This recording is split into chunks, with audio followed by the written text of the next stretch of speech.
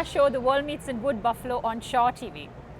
Today we are going to talk about parenting styles in different cultures, and we have with us a wonderful panel, Koju from West Africa, Zafar from Pakistan, and now a total Canadian, Oksana from the Ukraine, and Mary from India. So I'm going to talk about Indian parenting styles. Indian parenting styles are very conservative as compared to westernized parenting styles.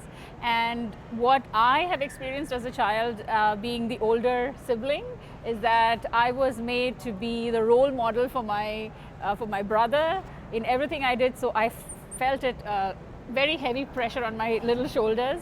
And I never felt like a child. Most of the time I used to feel as if, like I had to lead him to do better things, so I had to do better things. And it was pretty difficult.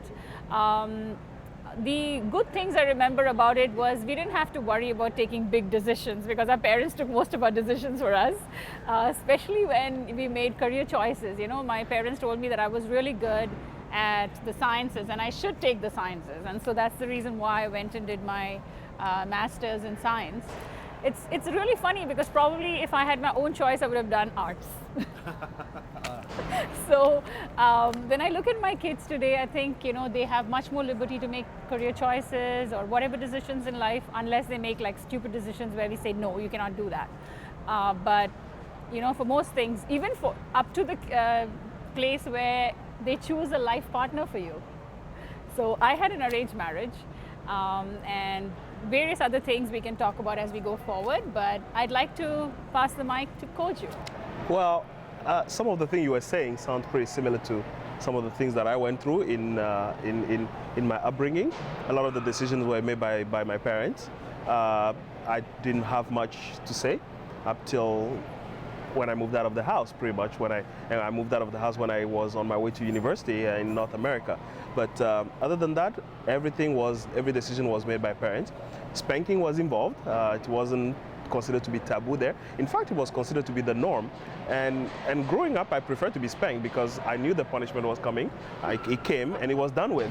So I actually hated real punishment where I was made to sit down somewhere and have to write something or read a book or something. I hated that compared to spanking. I was happy to be spanked and it's done with. So it was an interesting upbringing. Did you enjoy that? I didn't say I enjoyed it, but it was quick. You were looking forward to that? Not look forward. When the punishment was around the corner, I knew that if I was given a choice between spank or read a book, I would have gone for spank. Oh, yeah. You were ready, right? Okay. In our culture, there's a saying that if you see a spoiled child, somebody could say he didn't get enough spanked, so. Oh. Or not behaving well child. Mary started with the thing. You were put at a very difficult spot.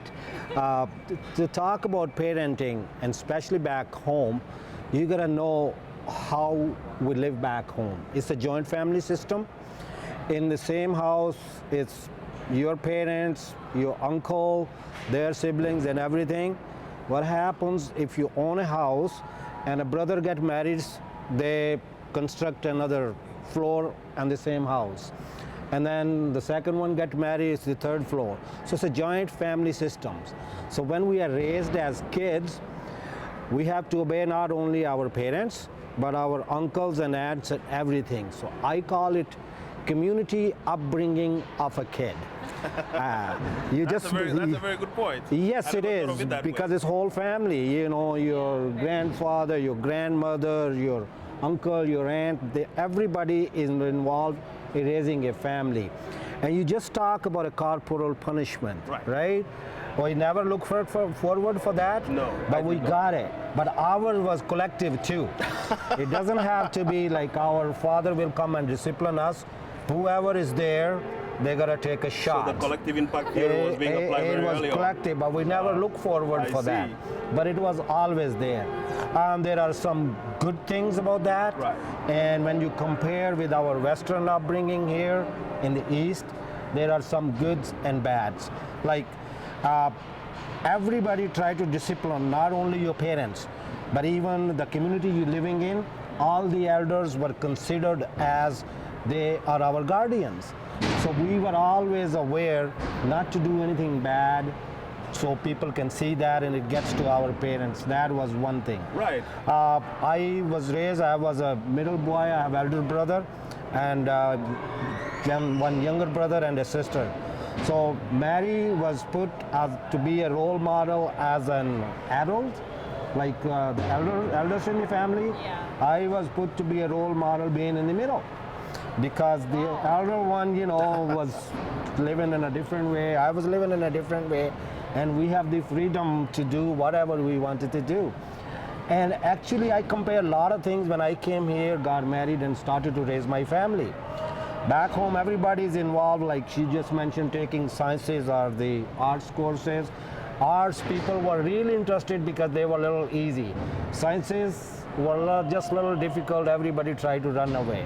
But I choose to be in that one, right?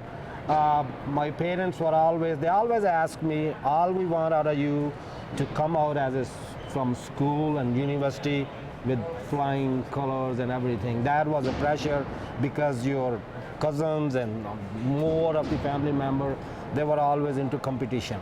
But what I did different here, I have 3 kids, 2 boys and a girl. It was my goal to get them to the university.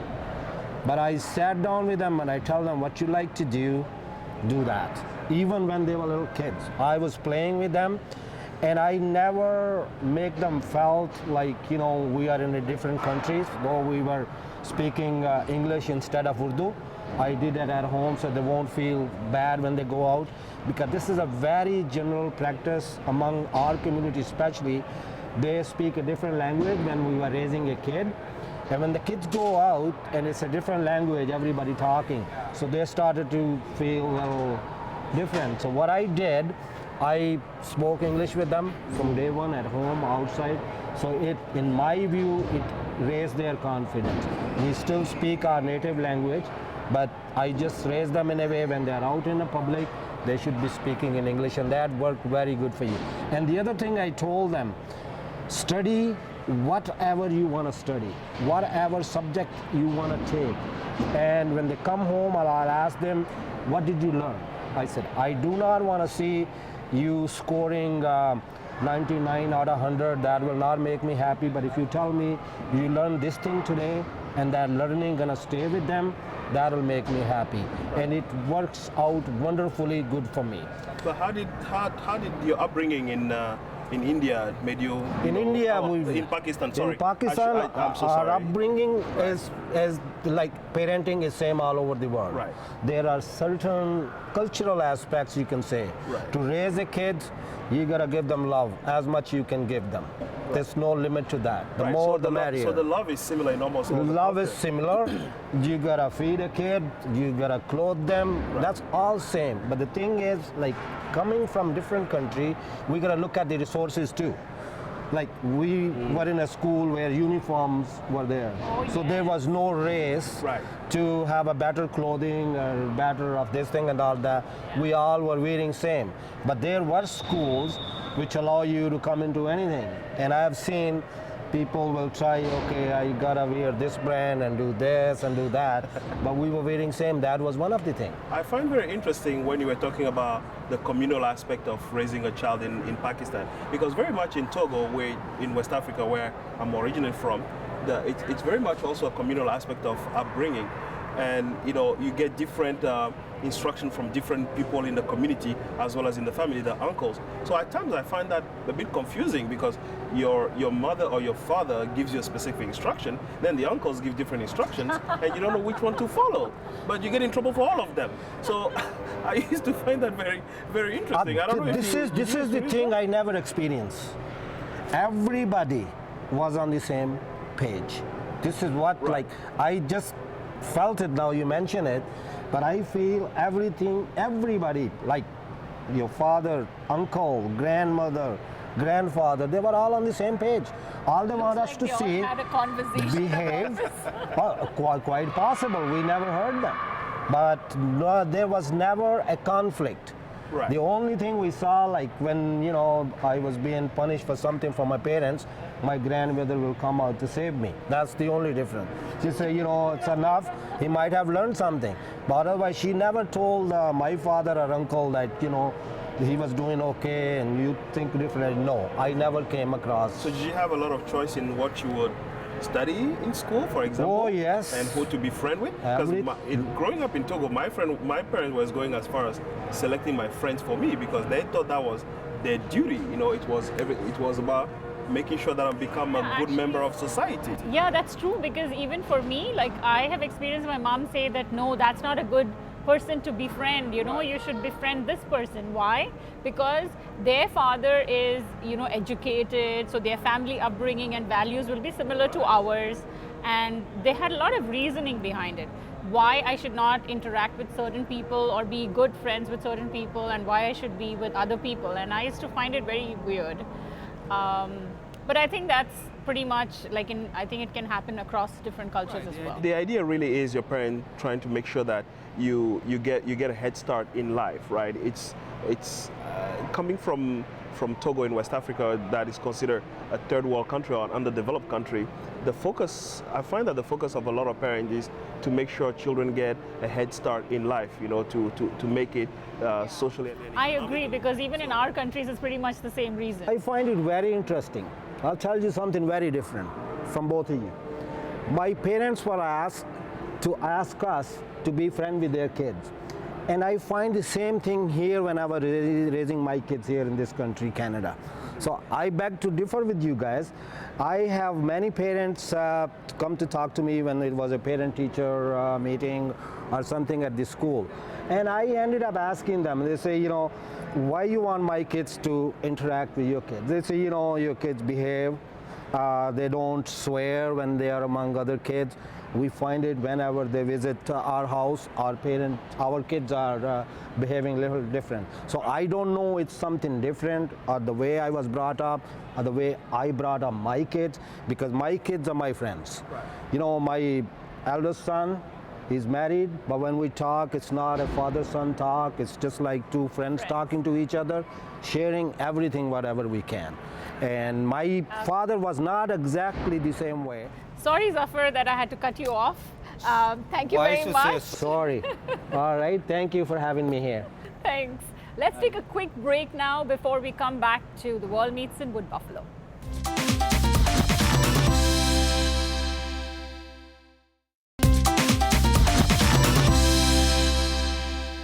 So, Oksana, can you just give a brief description about parenting in Ukraine? Lots of similarity to what you already said.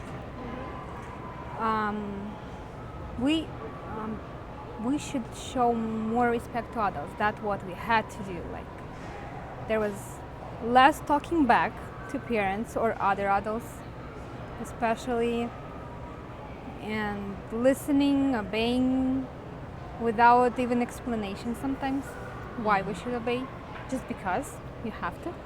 Right. Education is very important. It's very important in our country. Like, it's almost like must.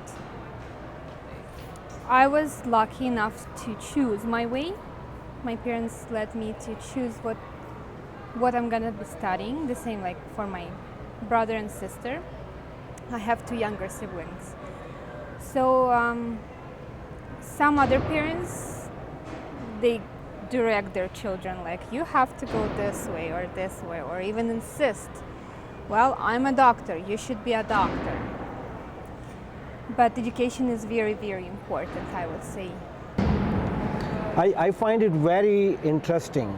Like, parents force their kids to be doctor, engineer, and the whole 9 yards in that way. But here, I find it different. I wanted my kids to have at least 2 university degrees. So one already got it. My daughter is getting on June 5th. And my third son, he wanted to be a plumber, right? When I talk to my brother back home, he say, how come 2 of your kids have university degree, one wanted to be lawyer, and this guy wanted to be a plumber? And I'm saying, actually, I like him more because he's more practical. And this depends. Here we are all equal. Back home, If I tell somebody, my son is plumber, and they say, hey, how come? Were you not able to send him to school? I say, yeah, he did his high school, right? And I feel nothing, like Mary said, I'm more Canadian here because I'm 60-year-old and I spend more than half of my life here. So, but there's also the issue, the economic issue that forces parents to think that way. Because in Togo, in West Africa, being a plumber, there's nothing wrong with that, but you don't carve out much of a living with that. So parents are so focused on what will make you do well in life, because they don't want you to go through the same situation that they go through, the same economic difficulty. So they want to make sure that you get ahead of in life. So they see things as being a doctor, a lawyer, or a bureaucrat as what will get you ahead. In fact, in Togo, it was very much we were very much focused on being, going to school, getting a university degree. Vocational studies were very much considered to be for people who could not make it in school, because that's what it was. That's where the money was to be made. Yeah, I wanted to just give a small anecdote about something really funny that happened. One of my friend's brother, he's a comedian, and he's a stand-up comedian. And when he was growing up, his mother asked him, like, what do you want to do? So he said, I want to go learn theater. So his mom said, are you crazy? That's a hobby. That's not really a profession. You need to go into something that is a profession where you can actually make a living out of, right? So he said, I'm very confident that I can make a living out of theater. So because he was so confident, his parents let him do it. But his grandpa actually asked him, so what are you doing? So he said, I make people laugh. He said, no, what are you doing for work? So he said, I make people laugh. And he said, I actually work in movies and I do lots of things. So his grandpa was like, how come your brothers, you have a doctor, an engineer, and a lawyer in your family, and you turned out like this? So it's exactly the same thing what I told you. My elder son, a banker, daughter, she's trying to be a lawyer. She just graduated this year. And third one, plumber. So if anybody listen to that, what a combination. And I say it's wonderful because they love doing what they're doing. And my advice to anybody who is raising kids in this country, in this community here, be their friend, listen to them, and let them study what they like to do. I never went after my kids. I will ask them, study. I do not want to see you coming out 100 marks out of 100 and people calling you geek. You rather get 60, but whatever you study, learn it and learn the techniques to how to be successful in a real life, how to be a street smart. Once you are friend with your kids, it's obviously, this is my experience. I raised 3 kids. I wanted to know, Zafar, from you, how do you, in our countries, you know very well, there are certain taboo topics. Yeah. We don't talk certain things with our kids. For example, my parents never spoke to me, I had no idea that I could talk to my parents about something like sex, for example, or, drugs, or, what are these things? How do I keep myself away from these things? Because my dad would just turn off the TV anytime 2 people kissed. So it was never I was too scared actually to bring these topics up. So at least your dad would turn off the TV. So when I used to watch TV with my parents, they would not turn off the TV when 2 people are kissing, but they know that I'm watching 2 people kissing and they're behind me and I'm feeling very uncomfortable and they're waiting for me to get up actually and leave, and I don't want to leave. So it created a really uncomfortable situation to the point where they actually have to say, what are you doing here? Are you watching that? And then I'll get up and run. So you could have asked them to leave too. Right? I just want to share this little thing. In grade 4 or 5, they start talking about sex. And here in Canada. And I remember my son coming home. He's sitting in front of the computer trying to do homework, and I saw him doing this, deep in thought and all that, and I asked him, I said, what happened? He said, nothing, Daddy. I said, I know, something happened. Did something happen at school? Oh, kind of. Something happened at playground? No. In the class? Okay, what happened? And I said, Daddy, Today they talk about sex. Oh, I said, wonderful, son. Right. And he looked at me. So yeah, I said, it's a good thing school started it, otherwise I was gonna start it. I said, if sex wasn't there, you wouldn't be sitting here. Right? I don't know who would have been more uncomfortable, whether me or my parent. I don't know, I'm sharing you. My son may watch this, I'll send him the link. I remember that day. When you mentioned that, I can visualize it completely, him sitting. No, but would you talk the same thing with your father? My father, no. Exactly. But I'll talk to my uncle. Okay. And he was not too much, younger than him. So I could talk to my uncle. It's interesting, like in Togolese families, mothers were held such an important position. So the mothers control a lot of the things. You talk to mothers, they made a lot of the decision. You fear mothers because, when the punishment comes from the mother, it's the most painful, right? But the one thing you almost could never talk to a mother about is sex. I could have never been comfortable talking to my mother about sex. I don't know. Even up to now, it puts fear in me. I agreed. And at the same time, sometime we're sitting at home, I'll never hold my wife's hand when the kids are around. That's the culture we came from. Right? Now what happens, my son is married, and I haven't seen him so far like walking frequently. But not because of any kind of fear or anything. It's just the way we brought up, And I always ask my wife to be as close to our daughter as close can she be. Because I will not be talking to my daughter about this subject, but my wife will, and I advise her to ask and do that. But the thing is, I was different back home, I'm different here. Right. I don't know. So whatever works for you guys, do that. This thing, what I just told you, worked for me, and I'm a happy father of 3 kids, actually, no problems. I have 2 teens now. Like my son is 16 and my daughter is she's 12. And it's so comfortable, like talking to them about different things, joking, and I don't feel uncomfortable. But I remember, if ever any topic like this happened with my parents, I think of an incident where I was reading a Mills and Boon book, where there is a little bit of kissing and all that stuff. So my dad found the book, he tore it, and he put it into the bin and said, next time I find you reading a book like that, I'll rip your skin out. I still remember that day because I was so scared. I never ever touched any of those romance novels after that. You know what I will do? I'll put that book here and read this. No. Right? Not a good suggestion. Okay, what you reading? It's Express News. I'm not sure other parents that are watching these shows should listen to that. Same. I have the same experience. I told you when I was a kid, It wasn't a taboo, but we weren't comfortable to talk about that, and probably our parents weren't comfortable too.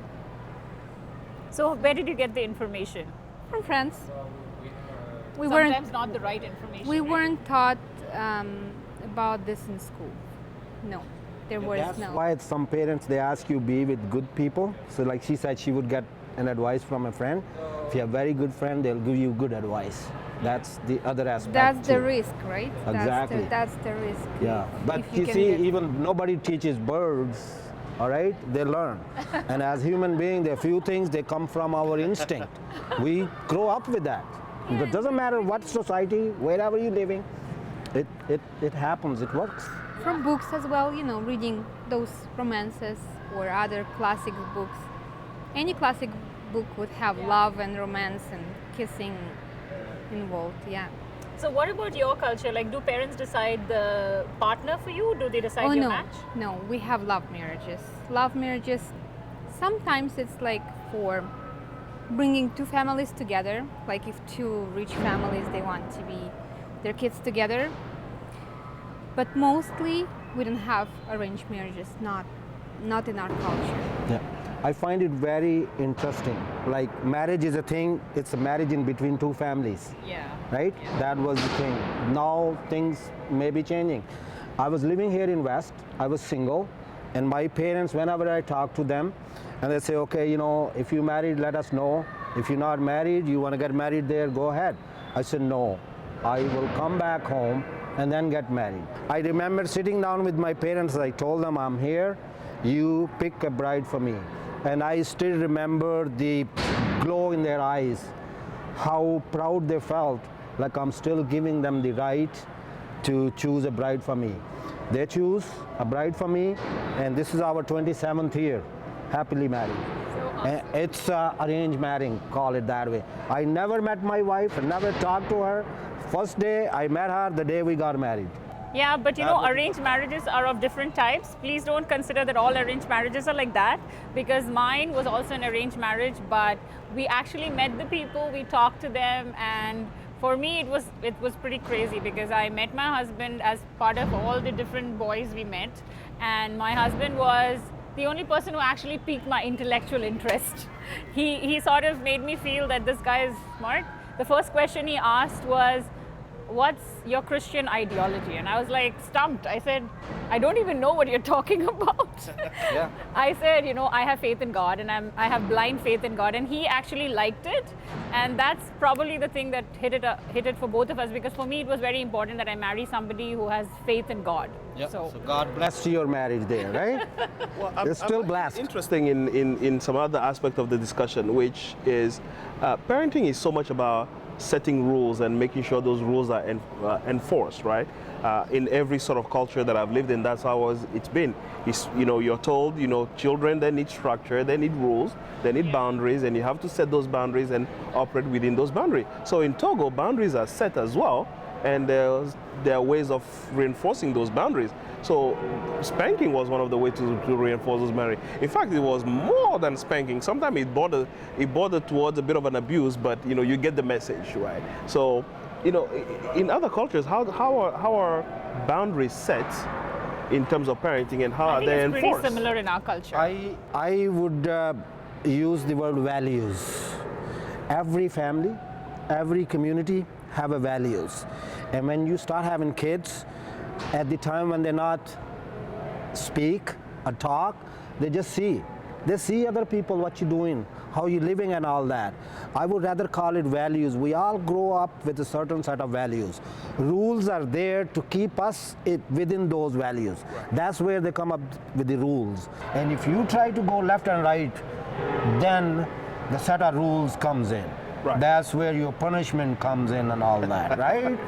Sometimes you don't even need to go left before the punishment comes in. No, that's I never punish my kids. The worst I Really? did, I would roll a newspaper. Luckily, it's in my hand, and I'll make a noise like that. That was punishment to my kids. That would have not deterred me from not misbehaving. Too bad you're not my son. Otherwise, this noise, you know what cowboys do? They do this. There's certain noise comes out of that thing. Right. And the cows, listen, they don't beat every single cow. You have to know what a cow is, I guess how there's they a whole act theory and you react. built around this. Yeah, but if you want to, you know, bring me in certain values, I'm here, son, no problem. It's actually time for us to wrap up, and I want to thank all of our panelists for coming out today, and thanks to the audience for listening intently to a wonderful show on parenting, and hope all of you will write back to us about how you found the show, and also check out our Twitter hashtag MCA for Wood Buffalo. Thank you.